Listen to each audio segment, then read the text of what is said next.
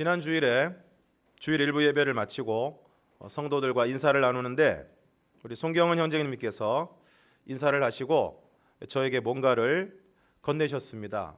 뭔가 봤더니 돈이었습니다. 그러면서 하시는 말씀이 태풍으로 피해를 입은 필리핀 사람들을 위해서 써달라는 것입니다.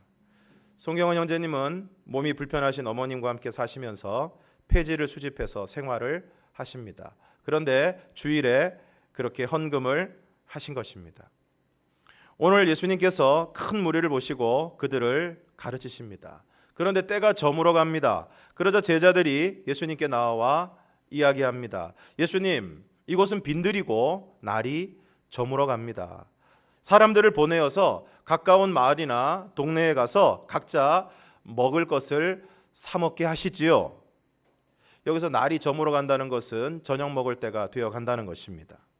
그래서 장소는 빈들이고 사람들은 엄청나게 많습니다. 그러니까 얼른 사람들을 보내어서 각자 먹을 것을 사 먹게 해야 한다는 것입니다. 그때 주님이 말씀하십니다. 너희가 먹을 것을 주라. 그러자 제자들이 말합니다. 우리가 가서 200데나리온의 떡을 사다 먹이리이까. 데나리온은 당시 노동자의 하루 품삯입니다. 하루 품삯이 10만 원이라면 2천만 원이고 5만 원이라면 1,000만 원 정도 되는 돈입니다. 요한복음에서는 같은 사건을 좀 더 자세하게 기록하고 있는데 여기서 200데나리온의 떡을 이야기한 사람은 다름 아닌 빌립이라는 사람입니다. 요한복음 6장 5절에서 7절을 우리가 함께 읽겠습니다. 5절에서 7절 시작. 예수께서 눈을 들어 큰 무리가 자기에게로 오는 것을 보시고 빌립에게 이르시되 우리가 어디서 떡을 사서 이 사람들을 먹이겠느냐 하시니 이렇게 말씀하심은 친히 어떻게 하실지를 아시고 빌립을 시험하고자 하심이라. 빌립이 대답하되 각 사람으로 조금씩 받게 할지라도 200데나리온의 떡이 부족하리이다. 한 번은 무한도전이라는 프로그램에서 정총무가 쏜다라는 제목으로 방송을 했습니다. 그 내용은 무한도전에 정준하 씨를 제외한 나머지 멤버들이 어느 가게에 들어가서 예를 들면 편의점이든 서점이든 들어가서 자기가 사고 싶은 물건을 제한 시간 내에 마음껏 사게 하고 지금까지 산 물건의 가격이 얼마인지를 맞히는 것입니다. 그날의 하이라이트는 초밥집이었습니다. MBC 개그맨들까지 총동원해서 한 초밥집에서 엄청나게 먹고 난 다음에 얼마어치를 먹었는지 계산을 하는 것입니다. 그래서 정준하 씨가 마치면 나머지 멤버들이 계산을 다 하고 정준하 씨가 틀리면 정준하 씨가 계산을 하는 것입니다. 놀라운 것은 그날 초밥집에서 먹은 총 금액을 정준하 씨가 오차 범위 내에서 맞췄다는 것입니다. 평소에 늘 모자라다는 말을 들어왔던 정준하 씨가 그날 컴퓨터 두뇌를 가진 정총무로 등극을 하게 되었습니다. 무한도전에 정총무가 있다면 예수님의 제자들 가운데는 빌립 총무가 있습니다. 예수님께서 우리가 어디서 떡을 사서 이 사람들을 먹이겠느냐 하시니까 거의 즉각적으로 각 사람으로 조금씩 받게 할지라도 200데나리온의 떡이 부족하겠습니다. 그러니까 예수님이 물으시자마자 계산이 탁 나온 것입니다. 그러므로 빌립은 계산하는 인생입니다. 우리 시대의 역설이라는 글이 있습니다. 건물은 높아졌지만 인격은 더 작아졌고 고속도로는 넓어졌지만 시야는 더 좁아졌다. 소비는 많아졌지만 기쁨은 더 줄어들었고 집은 커졌지만 가족은 더 적어졌다. 생활은 편리해졌지만 시간은 더 부족하고 가진 것은 몇 배가 되었지만 소중한 가치는 더 줄어들었다. 학력은 높아졌지만 상식은 더 부족하고 지식은 많아졌지만 판단력은 더 모자란다. 전문가들은 늘어났지만 문제는 더 많아졌고 약은 많아졌지만 건강은 더 나빠졌다. 돈을 버는 법은 배웠지만 나누는 법은 잊어버렸고 평균 수명은 늘어났지만 시간 속에 삶의 의미를 넣는 법은 상실했다. 달에 갔다 왔지만 길을 건너가 이웃을 만나기는 더 힘들어졌고 우주를 향해 나아가지만 우리 안의 세계는 잃어버렸다. 공기 정화기는 갖고 있지만 영혼은 더 오염되었고 원자는 쪼갤 수 있지만 편견을 부수지는 못한다. 자유는 더 늘었지만 열정은 더 줄어들었고 세계 평화를 많이 이야기하지만 마음의 평화는 더 줄어들었다. 이 마음에 와닿는 내용들이 많은데 공기 정화기는 갖고 있지만 영혼은 더 오염되었고 원자는 쪼갤 수 있지만 편견을 부수지는 못한다. 그리고 돈을 버는 법은 배웠지만 나누는 법은 잊어버렸고 평균 수명은 늘어났지만 시간 속에 삶의 의미를 넣는 법을 상실했다. 왜 이렇게 됐을까요? 늘 자기 중심적으로 계산하는 인생을 살기 때문입니다. 어떻게 하면 더 가질 것인가? 혹시 그리고 내가 다른 사람에게 뭔가를 줄 때는 내가 이걸 주면 저 사람은 또 나에게 무엇을 줄 것인가? 내가 이렇게 하면 어떤 보상, 어떤 이익이 주어지는가를 늘 계산하고 있기 때문에 진정한 의미에서의 나눔은 이루어질 수가 없다는 것입니다. 자기 중심으로 계산하는 사람은 나눌 수가 없습니다. 다른 사람을 도움으로 내 것이 줄어드는 것을 못 참는 사람은 나눌 수가 없습니다. 다른 사람에게 밥을 사주면서 끊임없이 메뉴판 가격표를 보고 총액을 계산하고 그리고 그 사람이 밥을 많이 먹는 것이 얄미워 보이는 사람은 나눔이 고통입니다. 다음으로 같은 상황에서 또 다른 반응을 보이는 사람이 있습니다. 요한복음 6장 8절과 9절을 함께 읽겠습니다. 시작. 제자 중 하나 곧 시몬 베드로의 형제 안드레가 예수께 여짜오되 여기 한 아이가 있어 보리떡 5개와 물고기 2마리를 가지고 있나이다. 그러나 그것이 이 많은 사람에게 얼마나 되겠사옵나이까. 안드레가 말합니다. 여기 한 아이가 있어 보리떡 5개와 물고기 2마리를 가지고 있습니다. 이 사람은 그래도 뭔가를 하는 사람입니다. 계산만 하는 사람이 아닙니다. 뭔가를 합니다. 그런데 부정적이라는 것이 문제입니다. 뭔가를 하기는 하는데 이 사람의 결론이 무엇입니까? 그러나 그것이 이 많은 사람에게 얼마나 되겠습니까? 뭔가를 하긴 하는데 결론은 안 된다는 것입니다. 의외로 이런 사람들이 많습니다. 하기는 하는데 안 될 거다. 안 된다고 생각하는 사람들입니다. 여러분, 어떤 일을 하는데 하는 그 사람이 그 일을 하면서도 이거 안 될 거야 하면 그 일이 될까요? 안 될까요? 안 됩니다. 아이는 데리고 왔지만 보리떡 5개와 물고기 2마리를 구해오긴 구해왔지만 그러나 이거 가지고 누구 코에 붙이겠습니까? 이거 가지고 무슨 해결이 되겠습니까? 이분들은 성실한 분들입니다. 그런데 성실하게 부정적입니다. 그런데 오늘 예수님께서 계산 잘하는 제자, 뭔가를 하지만 부정적인 제자, 그리고 나머지는 전부 눈치만 살피고 있는 그 제자들을 향해서 뭐라고 말씀하십니까? 너희가 먹을 것을 주라. 시쓰기를 좋아하는 신학생이 있었습니다.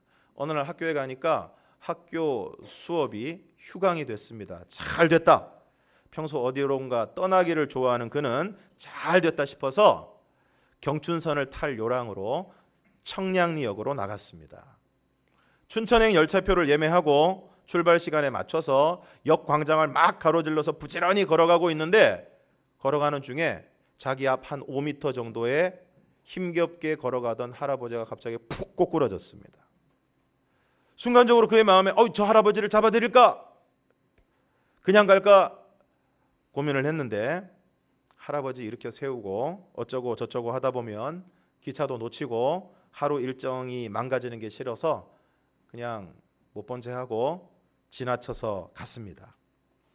그리고 춘천에 도착해서 호반이 내려다 보이는 커피숍에서 우아하게 차도 마시고 호숫가를 거닐면서 예정대로 하루를 보내고 돌아왔습니다. 그리고 서울에 도착해서 청량리역 광장을 빠져나오는데 순간 걸음을 멈추지 않을 수가 없었습니다. 그가 아침에 보았던 그 할아버지가 그 아침에 쓰러져 있는 자세 그대로 그 시계탑 앞에 그냥 쓰러져 있는 거예요. 이 사람이 순간 화가 치밀어 올랐습니다. 역 광장에는 항상 전경버스 2대가 하루 종일 서 있었습니다. 아니 그 긴 시간 동안 그 많은 정경들은 뭘 하고 있었으며, 공무원들은 뭘 하고 있고, 복지사들은 도대체 뭘 하고 있었단 말인가? 그리고 그는 멈칫거리면서 할아버지 곁으로 갔습니다. 그리고 말합니다. 자기도 모르게 이렇게 얘기를 했습니다. 할아버지, 진지 드셨어요? 할아버지는 대답이 없었습니다. 속으로 생각했습니다. 그래, 이거 뭐 내가 어떻게 할 수 있는 일이 아니잖아. 역 파출소에 신고나 하고 나는 가던 길 가야겠다. 그리고 발길을 돌리는데 그때 그의 뒤로 한 음성이 들렸습니다. 아니. 그는 깜짝 놀라서 다시 할아버지 곁으로 돌아가서 물었습니다. 뭐라고요? 할아버지는 아무 말 없이 그저 입만 움직이고 있었습니다. 그런데 그의 마음에 이런 소리로 들렸습니다. 아니, 나 하루 종일 아무것도 못 먹었어. 근데 너는 나를 언제까지 이 차가운 바닥에 눕혀놓을 셈이냐? 이렇게 들렸습니다. 그리고 그는 이 소리를 그를 향한 하나님의 음성으로 들었습니다. 아니, 도대체 하루 종일 역광장에 서 있는 정경들은 뭘 하고 있으며 공무원들, 복지요원들은 도대체 뭘 하고 있는 건가? 구청은 뭘 하고 있고 나라에서는 도대체 이런 사람 돌보지 않고 뭐 하고 있는 건가? 화를 내는 그에게 주님께서 말씀하십니다. 네가 해라. 다른 사람 탓하지 말고 너 이것 때문에 그렇게 화가 난다면, 마음이 뜨겁다면 네가 해라. 네가 하면 되지 않느냐? 오늘 주님께서 제자들에게 말씀하십니다. 너희가 먹을 것을 주라. 주님께서 오늘 우리에게 말씀하십니다. 너희가 먹을 것을 주라. 그러므로 어떻게 해야 됩니까? 나의 오병이어를 주님께 드려야 합니다. 주님께서 말씀하십니다. 너희에게 떡 몇 개나 있는지 가서 보라. 알아보고 이야기합니다. 떡 5개와 물고기 2마리가 있습니다. 요한복음을 보면 이것은 한 아이가 가지고 있던 것입니다. 그리고 조금 더 구체적으로 보리떡 5개와 물고기 2마리였다고 기록하고 있습니다. 아이가 가지고 있던 도시락입니다. 자기가 먹으려고 가져온 것입니다. 밀가루로 만든 것도 아닌 보리떡입니다. 물고기도 그냥 물고기가 아니라 원어를 보면 작은 물고기입니다. 그리고 이것은 또한 반찬이라는 뜻도 가지고 있습니다. 밀가루도 아닌 보리떡, 큰 물고기도 아닌 작은 물고기, 참 소박한 것입니다. 여러분, 예수님은 하나님이십니다. 하나님은 전능하십니다. 못하실 것이 없습니다. 이거 없어도 주님의 능력으로 능히 5,000명, 아니 10,000명 먹이실 수 있습니다.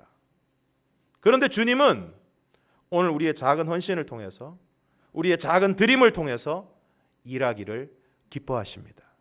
우리 주님은 오늘 우리가 허수아비가 되기를 원하지 않으십니다. 구경꾼 되기를 원하지 않으십니다. 헌신하는 사람이 되기를 원하시고 드리는 사람이 되기를 원하십니다. 운동 경기를 보면 운동장에서 뛰는 선수는 몇 명 되지 않습니다. 대부분 구경꾼입니다. 오늘 주님께서는 우리가 구경꾼이 아니라 열심히 뛰는 선수, 그리고 일꾼이 되기를 원하십니다. 그러므로 오늘 주님의 놀라운 역사가 일어나기 위해서는 나의 오병이어를 주님 앞에 드리는 작은 헌신이 있어야 하는 것입니다. 사랑하는 성도 여러분, 오늘 여러분의 오병이어는 무엇입니까? 혹시 그것이 보잘것없다고 해서 드리기를 주저하고 계시지는 않습니까? 오늘 한 아이의 소박한 도시락을 통해서 5,000명이 먹고 12광주리에 가득 차게 거두었습니다. 지난 추수감사주일에 헌물을 교회 주변에 있는 여러 시설에 전달을 해드렸습니다. 그런데 막상 전달해 드리려고 하니까 좀 많이 부족하게 여겨졌습니다. 좀 풍성하게 드렸으면 좋겠는데 드리는 게 너무 작아 보였습니다. 그래서 드리면서도 조금 죄송스러운 마음이 들었습니다. 그래서 드리는 것이 넉넉하지 않아서 죄송합니다. 그랬더니 받으시는 분께서 아니라고, 저희한테는 너무 큰 것이라고 말씀해 주셔서 한편으로는 감사하고 한편으로는 송구스러운 마음이 있었습니다.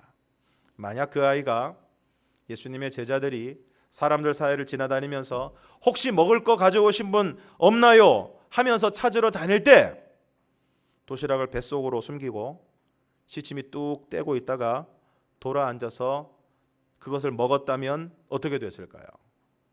자기 배는 불렀을지 모르지만 오병이어의 기적은 결코 일어나지 않았을 것입니다. 그러므로 사랑하는 성도 여러분, 오늘 저와 여러분의 작은 드림이 주님의 기적을 가능하게 한다는 사실을 기억하시기를 바랍니다. 그러면 떡 5개와 물고기 2마리를 드리고 그것을 나눈 결과는 어떤 것입니까? 오늘 본문 마가복음 6장 42절에서 44절을 우리가 함께 읽겠습니다. 시작. 다 배불리 먹고 남은 떡 조각과 물고기를 12바구니에 차게 거두었으며 떡을 먹은 남자는 5,000명이었더라. 여러분, 다라는 말에 줄을 한번 쳐보시기 바랍니다. 다 배불리 먹었습니다. 드리고 나눈 결과는 무엇입니까?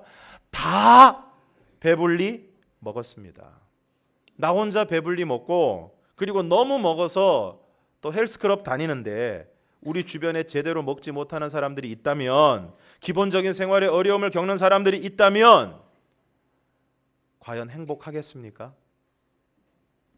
젊은 시절엔 세기의 여배우로, 말년에는 유니세프 친선 대사로 더욱 빛나는 삶을 살았던 오드리 헵번.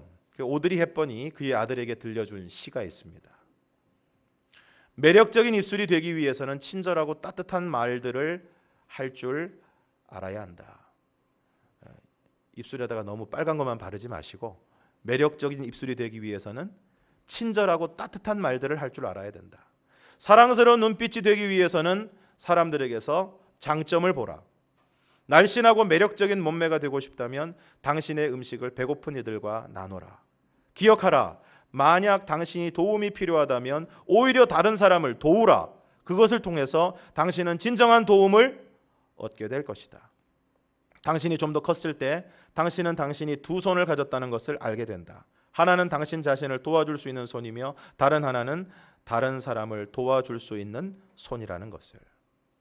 마지막으로 영상을 하나 보려고 합니다. TVN에서 진행하고 있는 스타 특강이라는 프로에 아까 말씀드렸던 무한도전의 정총무 정준하 씨가 출연을 했는데, 특강을 시작하기 전에 어떤 한 분과 이 전화 통화를 하는 내용입니다. 함께 보겠습니다.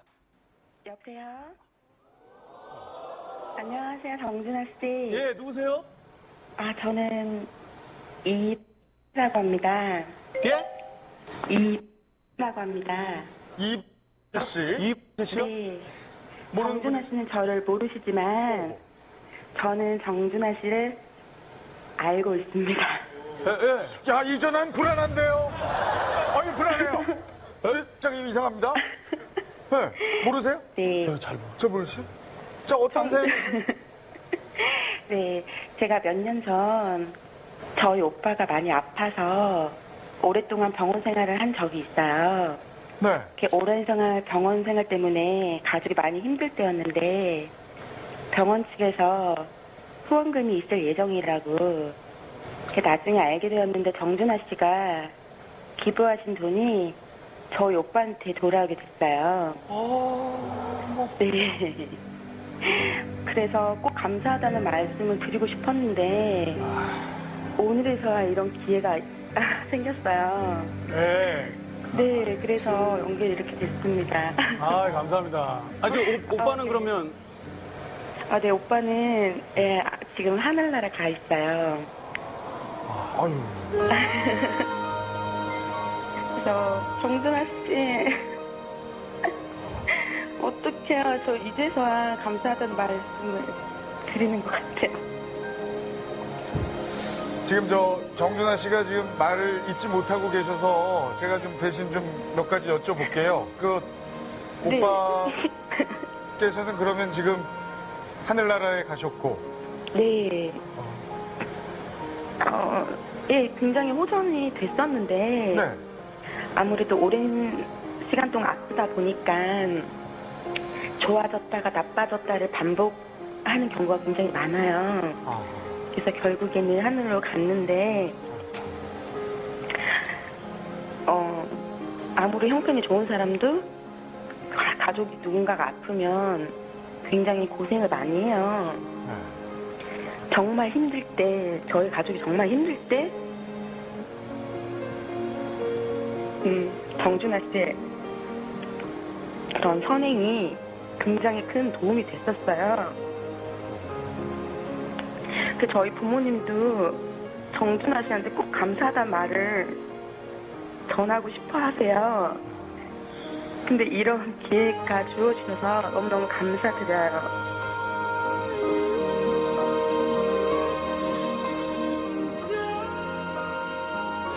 여기 전화 주셔가지고 너무 감사드리고요. 정말 좋은 더 밝을 수 있는 통화를 했어야 아니에요. 되는데. 참. 정준하 씨 너무 진심을 감사드려요. 아니에요, 아닙니다. 저도. 네. 지금 정준하 씨가 지금까지도 이렇게 병원 측에 후원을 계속 하신다는 얘기를 들었어요. 이게 정말 쉽지가 않거든요. 아무리 부자여도 아무리 돈을 많이 가지고 있어도 내가 열심히 일해서 번 돈을 이렇게 남한테 나눈다는 게 정말 쉽지가 않은 일인데 아직까지도 하신다는 얘기를 듣고 저도 많이 울었어요. 아, 이런 사람들이 있으시구나. 참 이런 정준하 씨 같은 좋은 분의 도움을 받으셨던 오빠시니까 아마 좋은 곳으로 가셨을 거고 네. 우리 저 이지도 건강하게 잘 생활하시고 앞으로도 네. 이렇게 시간 될 때 그래요. 서로 한국에 좀 많이 오시면